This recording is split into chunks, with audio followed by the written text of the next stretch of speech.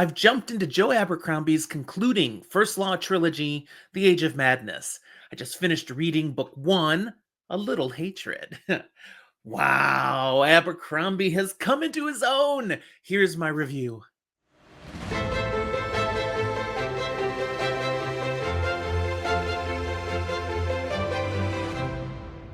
Welcome to Fantasy for the Ages. I'm Jim, the father of this father-son show where we talk about fantasy, science fiction, horror, and other nerdy things. Thanks to all of you who have joined us. We're now well over 2,100 subscribers on our YouTube channel. We're going to just keep pumping out the content for you to enjoy. We hope you'll enjoy this episode and give us a like. And if you're not one of those subscribers, now is a perfect time to click that button. And if you click the notification bell, you'll see when we have more content come out. We have something nearly every day. So today I'm here to talk about A Little Hatred by Joe Abercrombie. This is book one of The Age of Madness and book 7 in the overall First Law sequence. It was written back in September of 2019, so not that long ago, and its genre is grimdark fantasy. The original First Law trilogy, The Blade Itself, Before They Are Hanged, and The Last Argument of Kings, those were pretty good. I read them back in 2021. For me, the first book was great. The second book had great parts, but other parts that were just okay. And the third book, the finish was so-so. Nothing horrible, but the issue was the finish of Last Argument of Kings did not prompt me to immediately move on to more books in this series. There were already all 6 of what now remains in the series sitting there for me when I finished Last Argument of Kings. So I could have gone through the 3 standalone novels and then moved on to this trilogy right away. Didn't want to. I was ready to read other things. That's that's a mark against the First Law trilogy. It's okay, but it didn't leave me hungry for more now. So I kept the rest of the books on my TBR. I knew I'd want to read them eventually, but they were down the TBR ways, a whole bunch of other stuff in front of them. For example, Malazan Book of the Fallen, which I did completely read in between these things. This year, I finally moved the standalone novels up to the top of the pile, though, as I'm looking at what else do I want to move on now to with Malazan done. Not the whole Malazan sequence, just Book of the Fallen. And I said, well, how about those standalone First Law novels? Not The Age of Madness yet. Let's just move those, the first one of those up. Let's give it a try. Best served cold. Dang it, I loved that book and went right on to the other 2 standalone novels, The Heroes, Red Country. They were tremendously better than the original trilogy for me. It's not that they truly are standalone. You need that original trilogy to really make sense of and get the most out of those standalone books, and they build upon each other too. Not in a direct, like this is one story. They're 3 separate stories, but they're adding more to the world and really prepping you for what happens now in the Age of Madness trilogy. I really think those standalones would be worthless without the first 3 books. I'm glad I read those, but I enjoyed those standalones so much more, and they prompted me to definitely want to keep on going now and move into, without delay, the Age of Madness trilogy. And this first book, A Little Hatred, was freaking fantastic. From the characters to the plot to the pacing, everything. So let's get into it. The setting of this book, the narrative takes place some 20 years, more or less, after the events of Book 5, The Heroes, and not quite that long after Book 6, Red Country. The passage of time is identified pretty accurately by the emergence of a new generation of young adults, children of the main characters from the original trilogy and the standalone novels. Oh, and they're not children anymore. They're young adults now. They're in their 20s, pretty much. The action takes place in 3 primary locations, all playing pivotal roles in this book. We've got Adua, the capital of the Union. We've got Valbec, an industrial town of the Union, one of many locations where they've really moved into a new way of production factories, mass production, the printing press, and lives are changing for people. And then the city of Ufrith and other areas around it in the Northern Union Protectorate of England. So part of the North, but the part the Union has held on to. Joe Abercrombie brings each of these locations to life with rich actions and vibrant character developments. A solid 5 out of 5 rating for setting. What's this book about? Well, as with all Abercrombie's first law novels, we've got a bunch of plot lines going on at the same time. We're jumping from setting to setting, and they will all eventually converge in a manner. This time, that manner is fascinating, but I can't reveal too much about it because that would be too spoilery, and this is spoiler light. I do not want to ruin this for those of you who haven't read the book yet. What I can say is this. This book is primarily the story of how the world is moving on into an industrial revolution, with the rich getting richer and the poor getting poorer as a result. The poor don't like that, so it's leading to protests, riots, even rebellion. This is also the story of the uneasy peace up in the north coming to an end. The peace that was in place after the Battle of the Heroes some 20 years earlier and has held for all this time, the younger generation is not so ready to just sit on that. They want change. And these young Northmen who are tired of tolerating the presence of Union people and Union sympathizers, they're ready to make some waves. And it is also the story of 5 young adults, all somewhere more or less in their 20s, working to navigate these situations while better establishing themselves in the adult world, making names for themselves, staking their claim, and how they will all end up tangled together in various ways. While I'll discuss these characters more shortly, the key people I see are Prince Orso, the Lady Savine, Leo Denbrock, Ricca of Ufrith, and to a lesser but still quite impactful part, Stour Nightfall. And once the events of this story do play out, which again, I won't tell you how that happens, the chessboard that was in play at the end of Last Argument of Kings has been completely reset, and you want to know more about what's going to happen now. So, with the plot itself, again, there's a lot going on in this novel. You've got the surface level story that I've given you a taste for now. But you've also got the way plot lines in very different locations end up merging into a complex result in Adua, with a key connection to ongoing events still taking place in the north. And then behind all of this, we've got Baez, the first of the Magi, pulling strings and manipulating outcomes as he shepherds the circle of the world into the vision he has for it. Oh, and for additional interest, Abercrombie throws in references in this book to conflicts and issues elsewhere that have brought new peoples to the Union, while also keeping Baez out of the Union for a period of time, because he's out there dealing with other bigger issues. I think those references are going to bear more fruit as we move into the other 2 books of the story. I'm not sure about that yet, but I think the trilogy will incorporate those things more. This, though, was a great story with so many people to follow and care about, not all of whom make it to the end of this book. I'll give plot depth a 5 out of 5 rating. As for characters, Joe Abercrombie has developed a great deal of skill with character, creating rich and complex people with seemingly little effort.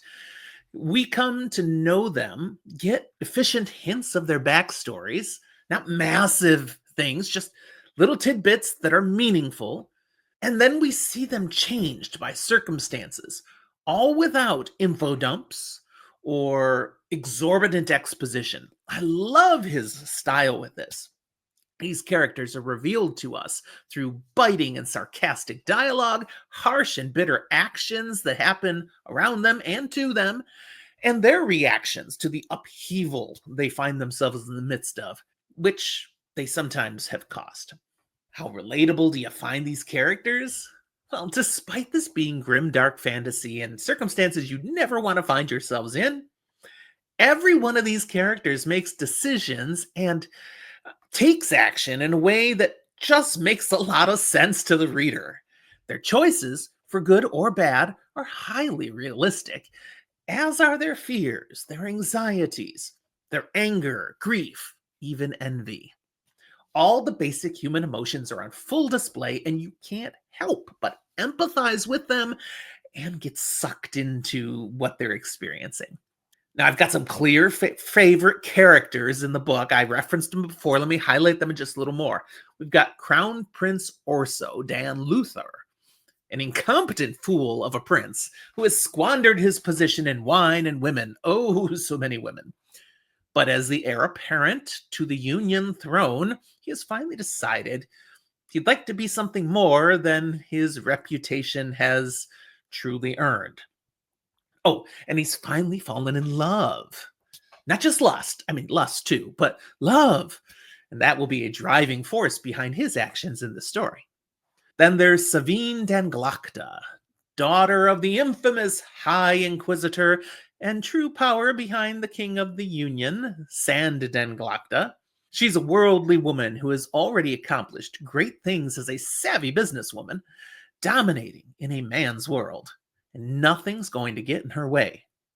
Well, until the events of this story try to take her down quite a few pegs.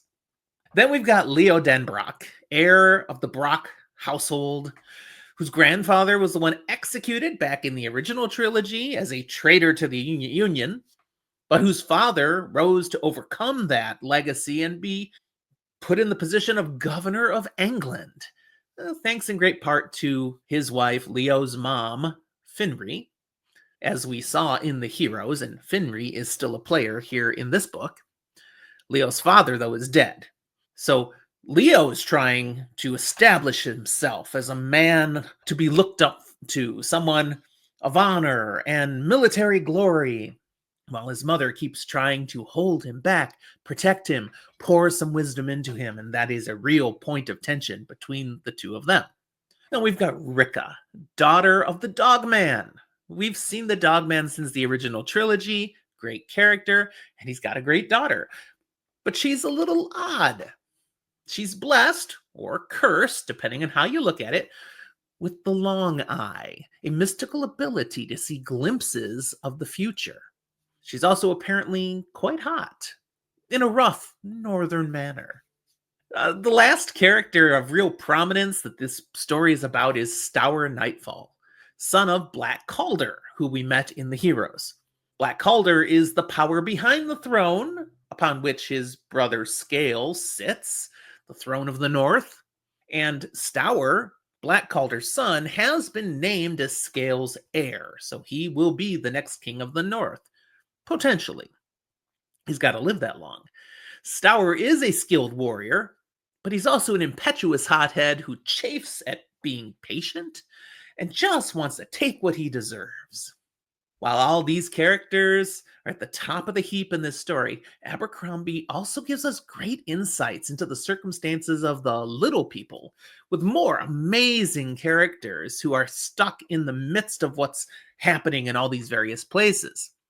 For me, the most memorable of those is Gunner Broad, a former soldier of the Union who returns to his home, returns from the wars, trying to put behind him the reputation he carries now, where he was apparently pretty good at killing people.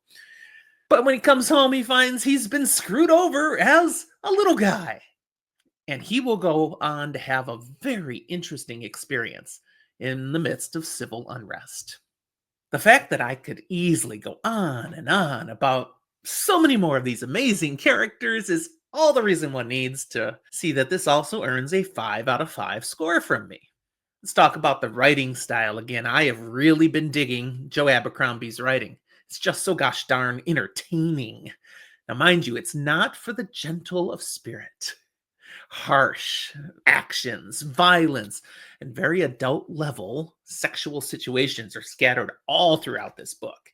But it all serves a purpose in advancing the plot or meaningfully developing characters. Nothing feels like it was thrown in only for shock value or to make this book more grimdarky. So it's quality content, even as it can be very abrasive and jarring. The pacing of the book, the writing is superb. As the story moves along brilliantly, again, bopping from plotline to plotline to plotline, but never losing you, keeping you engaged and sucked in all the time. I also found Abercrombie's writing here drew from history. There are clear parallels in his choices here. And I'm a history buff, so I'm seeing what he's doing, and I'm totally digging it. As he's drawing from the Western world's Industrial Revolution and the very real upheaval this caused. Also, very strong vibes in the city where civil unrest takes over. Vibes of the French Revolution and the Reign of Terror. If you know your history, you understand. I really appreciate the action focus of this story. That isn't to say that we don't get thoughtful commentary revealed through dialogue, but when that comes at us, it's never dull and never blatantly obvious. There's nothing preachy about this book. It's just moving, moving, moving, and when the dialogue hits, it's on point. It's often humorous, adds to the action we're seeing, and I just really enjoy Abercrombie's style in this novel. 5 out of 5. What themes did I pull out of this one? Well, there's many that you could draw, but here's ones that come to mind the most for me. There will always be some who have it worse than others, for no one can ever get enough. It was a statement about should you even bother trying to help the downtrodden, those who don't have all that they'd want, because, doesn't matter. They're always going to want more. Also, like I said, the more someone gets, the more they will want is a theme. And that was for the little people and the big people. Being truly just content and satisfied, that seems hard to achieve. Progress makes a statement about that progress is not always better. Also, power and the pursuit of it. Getting power does not always get you what you think. Power is deceptive. One more theme is about how elders, the older generation, they always know best. Or at least they think they do. And the younger generation, they always think the elders are about to touch and know nothing. But the truth is somewhere in between. A final theme I'll throw at you is that we grow the most through hardship. When life is easy, we stagnate. We see a lot of growth in this book for some of these characters. Others, it's the end of the line. Because, hey, grimdark. So, warnings for this book. There is, as I've said, graphic sexual content and language, violence, graphic death scenes, the battles. This is generally offending for gentle of heart individuals. So, you are warned. My rating for this book as a whole, 5 out of 5. Come on, look at all the 5s I gave. I just thought this was spectacular as a novel in all the ways it's put together. Plus, I'm always here for the story, and it told a heck of a story. It's the best book yet in the First Law series. If you enjoy Grimdark, this is a can't miss book, a don't miss book.